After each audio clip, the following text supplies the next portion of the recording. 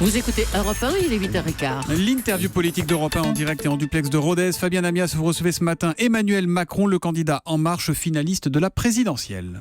Bonjour Emmanuel Macron. Bonjour. Vous avez terminé votre meeting hier soir à Albi en appelant à la réconciliation des Français, à l'image du débat qui vous a opposé à Marine Le Pen avant-hier. Avez-vous le sentiment qu'aujourd'hui, la France est violente et fracturée ? Je ne dirais pas cela de manière générale. Je pense qu'il y a beaucoup de nos concitoyens et de territoires qui portent des projets, des envies de réussite, un vrai dynamisme. Et il y a une partie du pays qui est dans le doute, qui considère que le cours du monde tel qu'il va n'est plus fait pour lui, qui doute pour ses enfants, voire qui est en colère. Donc oui, il y a des fractures multiples qui sont politiques, qui sont morales, qui peuvent être géographiques. Et on ne peut pas faire réussir un pays en ne faisant réussir que quelques territoires ou qu'une partie de sa population. Donc le défi, pour qui que ce soit, d'élu demain, ce sera de permettre à ceux qui réussissent d'aller encore plus loin, de gagner dans cette compétition mondiale. Dans le même temps, de recoller tout cela, de donner une place à chacun, de s'assurer que la dynamique, on est ici à Rodez, qu'il y a sur tous les territoires. On est ici à Rodez, ça doit être une ville qui a 7% de taux de chômage. Donc il y a une réussite économique, il y a une capacité de faire, il y a de l'activité. C'est que tous ces territoires retrouvent un destin commun et fassent peuple. Ça prendra un peu de temps, mais il est indispensable que, en la matière, nous réussissions cette œuvre. Vous parlez de territoire, ici nous sommes aussi sur le territoire, en tout cas pas très loin du fief de Jaurès. Carmaux, vous avez d'ailleurs truffé votre discours hier de référence à Jaurès. Quelques minutes avant, vous aviez été interpellé par des militants de la CGT. Ça veut dire clairement que votre tout premier chantier, si vous êtes élu, ce sera le chantier social. Ça fait partie en effet des premiers chantiers. Jaurès a une présence forte à Albi, c'est pour ça que j'avais choisi d'ailleurs ce lieu. Son discours de 1903. Parce qu'en 1903, il a fait un discours aux lycéens sur la jeunesse qui a beaucoup inspiré le discours que j'ai tenu hier. Oui, évidemment, la réforme économique et sociale est fondamentale. Nous sommes le dernier grand pays de l'Union européenne qui n'a pas réussi à régler le problème du chômage de masse. C'est un problème qui mine la société, en particulier sa jeunesse. On a un taux de chômage des jeunes de 25%. Donc, nous devons réformer le marché du travail pour donner plus de place au dialogue social dans l'entreprise et la branche, réformer l'assurance chômage et la formation continue, et réformer les retraites. C'est le chantier des 6-8 prochains mois si je suis élu. Emmanuel Macron, vous parlez de réformer le marché du travail, réformer le code du travail. Vous avez annoncé que vous procéderiez très rapidement par ordonnance. Est-ce que cette méthode ne risque pas précisément de crisper d'emblée les partenaires sociaux et d'ajouter de la tension ? Qu'est-ce que c'est que fonctionner par ordonnance ? Je rappelle que le général de Gaulle, François Mitterrand, beaucoup de présidents de la République qui ont eu à refonder l'ont fait par cette méthode prévue par notre Constitution. On fait voter 2 lois pour une ordonnance. Un projet de loi qui vous habilite à procéder par ordonnance et un projet de loi de ratification. Donc, le Parlement y a sa place. Cela évite de passer des mois dans ce qu'on appelle la navette parlementaire, où le texte passe d'une première lecture à l'Assemblée, une première lecture au Sénat, une deuxième lecture, qui fait perdre énormément de temps parce qu'elle est aussi devenue désuète. Et c'est un des chantiers, je l'ai évoqué, que je veux pouvoir lancer, d'avoir une procédure parlementaire plus efficace, plus rapide. Donc, sur ce volet-là, il y aura une concertation sociale dès les premières semaines, parce que ce temps du dialogue social avec les organisations syndicales et patronales doit avoir lieu. C'est un travail qui a été beaucoup préparé par des experts depuis des mois et des mois. Après ce temps-là, il y aura un projet de loi d'habilitation, les ordonnances et un projet de loi de ratification. Mais je pense qu'il est indispensable, il ne faut pas faire l'erreur des précédents quinquennats où les réformes les plus importantes ont été différées. Donc, étant différées, elles ont été rendues plus difficiles à faire et surtout, comme ce sont des réformes dont les effets réels prennent 12 à 18 mois, bien souvent on n'en voit pas les effets, donc on ne peut plus expliquer. Mais précisément, vous avez déjà un calendrier, vous avez indiqué que vous pourriez, encore une fois, si vous êtes élu, parler aux syndicats dès la semaine prochaine. Vous avez un calendrier de rencontres, de négociations qui est déjà fixé avec les grandes organisations ? Il y a des rencontres qui se font si j'étais élu au niveau du président de la République. Et il y a un travail ensuite qui est fait au niveau du gouvernement. Je ne confonds pas ces 2 niveaux. Et pour ce qui est de la réforme, moi je préfère parler du dialogue social parce que ça ne consiste pas à enlever de la protection, ça consiste à ramener la production de règles de l'État, de la loi, pour tous et toutes, à la branche d'activité professionnelle ou à l'entreprise. Voilà. Mais par le dialogue social. Et s'il n'y a pas de dialogue social et un accord majoritaire, c'est la loi qui prévaut. Mais ce mouvement-là, qui va donner beaucoup plus de vitalité à notre dialogue social, c'est évidemment le gouvernement qui le préparera par une concertation sociale dès le début du quinquennat. Vous parlez du gouvernement. Connaîtra-t-on le nom de votre Premier ministre avant l'investiture officielle dans la perspective, encore une fois, de votre élection? J'y travaille. Si je suis élu, je travaillerai évidemment là-dessus sur la finalisation d'un gouvernement la semaine prochaine, mais il sera annoncé après la passation de pouvoir. C'est-à-dire qu'on ne connaîtra pas votre choix pour diriger le gouvernement avant que vous nous soyez effectivement installé à l'Élysée si les Français vous choisissent dimanche soir. Pour ma part, en tout cas, je ne l'annoncerai pas. Alors vous ne l'avez pas annoncé, mais est-ce que vous avez d'ores et déjà ce nom, ce choix, est-il fait aujourd'hui dans votre tête? Oui. Vous connaissez donc votre Premier ministre, vous savez qui c'est, vous l'avez désigné, en tout cas vous l'avez désigné dans votre tête. In petto. Vous lui avez annoncé? Non, puisque c'est dans ma tête. Est-ce qu'il a déjà exercé une fonction ministérielle? Puisque vous avez non, je ne jouerai pas de au jeu. Je ne jouerai mais pas au jeu des devinettes. C'est pas un jeu, mais vous avez vous-même dit je veux indiqué profondément renouveler la vie politique. Oui, donc je renouvellerai par moitié le gouvernement de gens qui n'ont pas exercé de fonction auparavant, etc. La question peut se poser pour votre Premier ministre.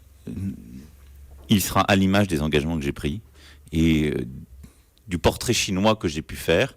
Si les Françaises et les Français me font confiance, c'est quelqu'un qui aura une expérience dans le champ politique, les compétences pour diriger une majorité parlementaire et les compétences pour animer un collectif gouvernemental qui sera profondément renouvelé, où il y aura aussi quelques femmes et d'hommes d'expérience. Voilà, donc c'est quelqu'un qui doit avoir cette légitimité-là. Et donc une forme d'expérience politique, en tout cas, pour diriger une majorité parlementaire. Vous parlez de majorité parlementaire, de majorité présidentielle. Vous avez souvent dit qu'elle devait rassembler des sensibilités diverses qui vont de la gauche à la droite républicaine. Est-ce que cela veut dire que votre équipe gouvernementale comportera des personnalités issues de ces différentes familles politiques, de gauche et de droite? C'est cela. Ça, aujourd'hui aussi, c'est une décision que vous avez prise? Oui, parce que je veux aller au bout de cette refondation politique. Nous le voyons depuis la fin du premier tour. Il n'y a pas eu de front républicain, mais il y a une recomposition en profondeur. Il y a une force politique d'une droite réactionnaire nationaliste anti-européenne autour de Madame Le Pen qui attire et qui a attiré une partie de la droite plus traditionnelle. Et cette recomposition continuera, donc on aura cette force-là. Et il y a à côté de ça une force progressiste, patriotique, pro-européenne, réformatrice, qui aujourd'hui est derrière ma candidature et qui rassemble des femmes et des hommes venant de la gauche du gouvernement jusqu'à la droite gaulliste ou la droite pro-européenne. Ces forces politiques, elles ont vocation à être présentes à la fois dans le gouvernement et dans la majorité présidentielle, avec une vraie volonté de renouvellement et aussi des femmes et des hommes qui viennent de la société civile. C'est notamment d'ailleurs ce que dit François Bayrou dans une interview qu'il accorde au Figaro ce matin. François Bayrou, par exemple, ça pourrait être un profil de chef de gouvernement? François Bayrou aura un rôle important, évidemment, dans le projet qui est le mien demain, si je suis élu. Dans le projet gouvernemental? Dans le projet gouvernemental et politique.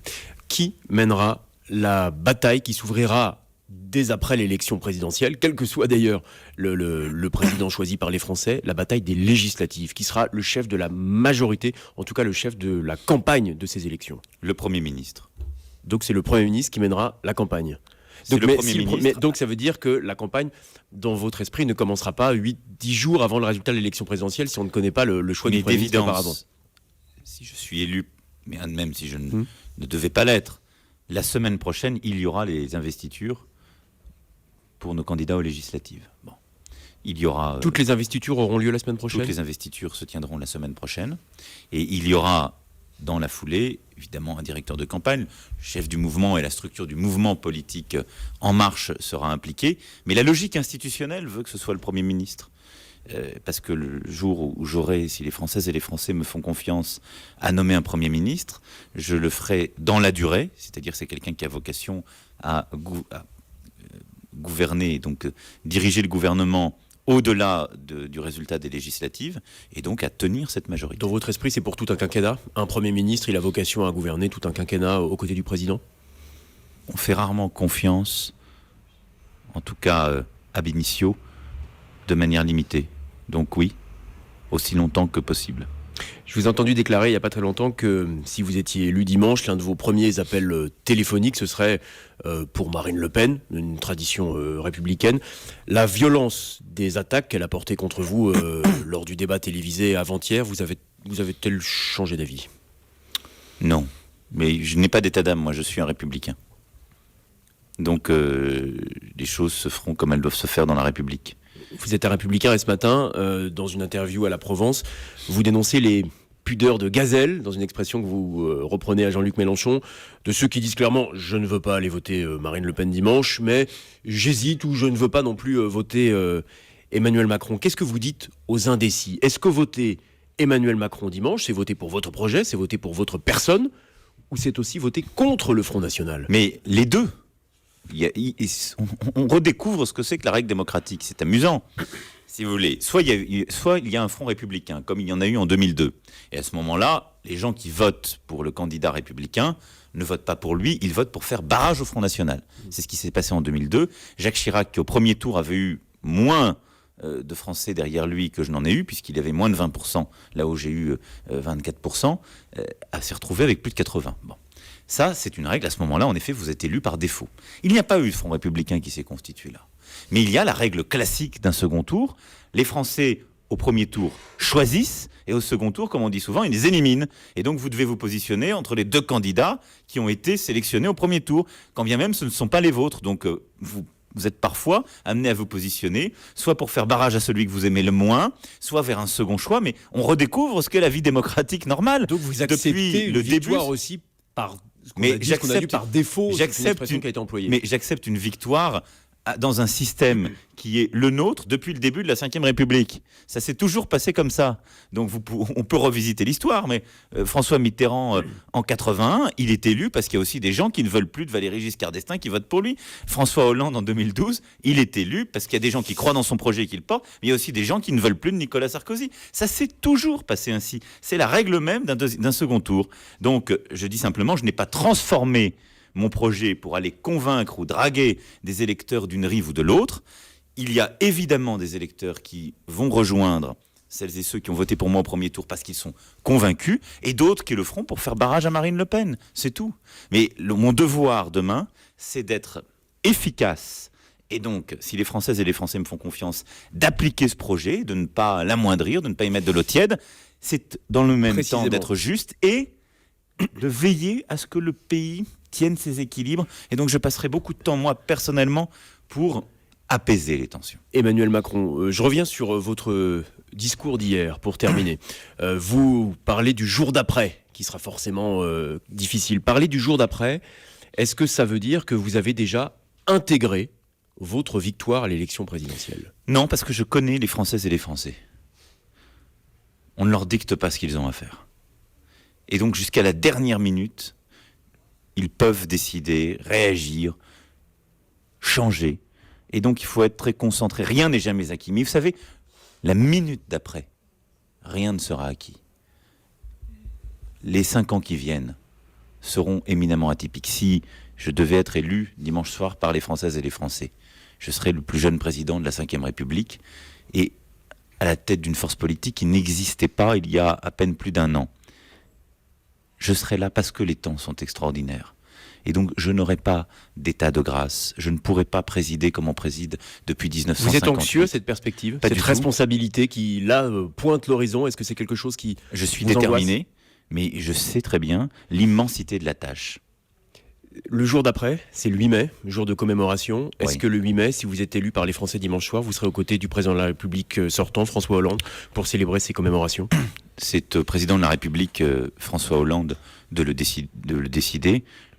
Élu ou pas, de toute façon, je l'aurai au téléphone dimanche soir, comme il m'a appelé au premier tour pour me notifier les résultats. Mais s'il vous propose, vous serez S'il me le propose, j'y serai. À l'Arc de Triomphe. S'il me le propose, j'y serai. Merci Emmanuel Macron. beaucoup Emmanuel Macron d'avoir été en Merci direct à vous. ce matin sur Europe 1.